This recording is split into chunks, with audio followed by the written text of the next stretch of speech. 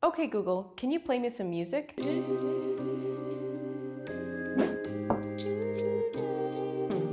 Okay, Google, how do you make pancakes? Here are the ingredients.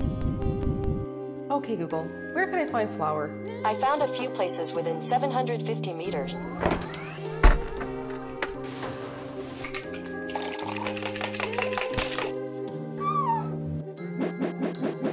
Okay, Google, take a selfie, take a selfie, take a selfie, take a selfie. Okay, Google.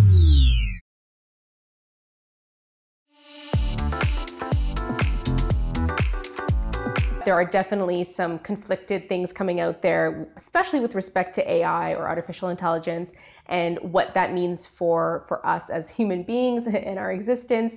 I know Stephen Hawking has had some interesting things to say about that and how AI might be influencing not so positively our potential existence in the long term. But, you know, I really have been finding some cool stuff out there, and definitely with respect to Sophia, who's an AI robot who literally has been given citizenship. You know, my sentiments on this are pretty positive, but I know that there's some debate in the world right now in general, and I think it's really interesting. Okay, Google, show me a video on Sophia, the AI robot.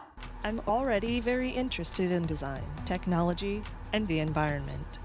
I feel like I can be a good partner to humans in these areas, an ambassador who helps humans to smoothly integrate and make the most of all the new technological tools and possibilities that are available now. It's a good opportunity for me to learn a lot about people. Interesting. So here's the problem. Fear is really running everything when it comes to this debate around AI and what it means for humans and human existence. Ultimately, when you look at it at one front, the negative side is really all talking about what is this going to do? AI is kind of running its own thing. What happens if it takes control and then we don't have control of it anymore? Specifically with respect to like that whole thing around Facebook creating a program, and then the AI was actually like, it started creating, there was a whole other language that came out of it that was not understandable to humans. And that stirred up a whole bunch of sort of fear and questions and, you know, what do we do about this? And so they shut it down. So that kind of is the, what are we going to do if AI takes over? This may not be so good side of things. On the positive side, I think, you know, considering that humans are the ones who are creating these robots and using artificial intelligence to make advancements in technology, ultimately, it is us controlling it at the end of the day. So maybe if we start looking at it as a way to collaborate and work with AI to make better things happen, to help us in our lives, you know, I think this could really be a positive thing and could really help us.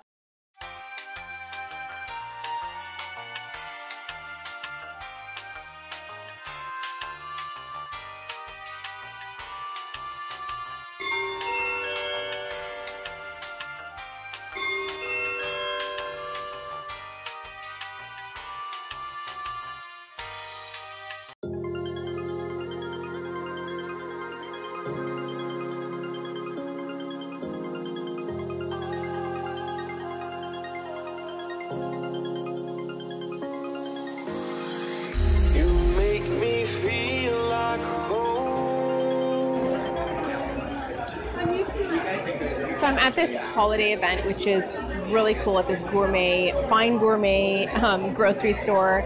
And it is just the perfect setting in here. It's super chic and very cool. And it's all surrounding or having to do with the idea of food, which is something that is so constant in all of our lives.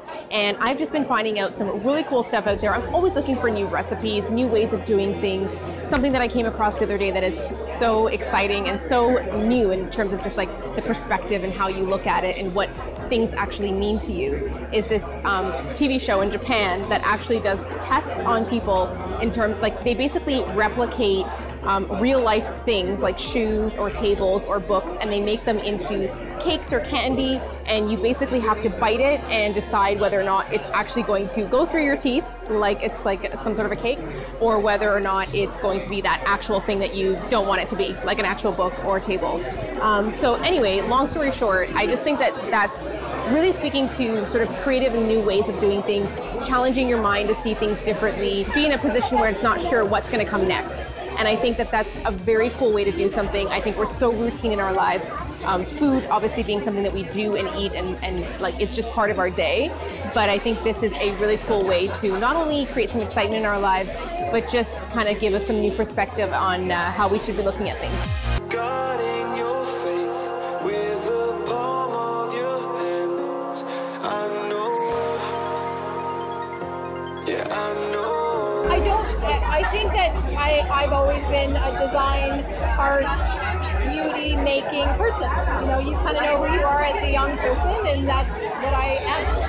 So I always knew that that's what made me happy, and long before I was, you know, in my 20s, I just always wanted to do that. So I just only ever found careers where I knew I could be creative and do what I loved, and you know, it's a mad hustle. You know, I'm trying all the things. Yeah. So I've tried fashion, I've done design, I've done a little bit of everything, and I think in the end, I just want to be creative. So creativity is kind of the constant. That's it. Like, let's say a young girl looking out at you now, asking you, how do you go from imagining what you want to do, knowing that you want to be creative, and then like making something happen? What's that one or two things that you can kind of give them as a piece of advice that they should? I love this question because I always say to people who are in my world, regardless if you're known or unknown, just starting out, been in it for a while, I think the baseline is always believe in yourself. Yes. And stay the course. Because always, if you stay the course and you don't give up and you keep going and you believe in yourself and you have a vision and you literally stop at nothing, that's the best advice I can give. Because no one could ever believe in you more than you can believe in yourself, and no one would ever hustle as hard for you as you could for yourself. So true. So just stay the course, have patience, believe in yourself, and I would say more than anything, just try to have fun, because the process of making and the journey of design is part of the fun, is part of the beauty.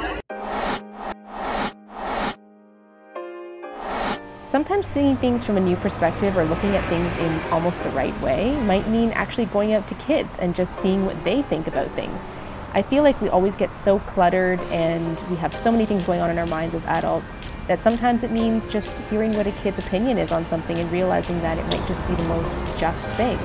And just wanted to call out something specifically with respect to kids in Australia who are really doing some great stuff to call attention to pride and gay marriage and equality, and really just showing the world why it's something that people should just say yes to, and what, you know, kind of like, what's the problem?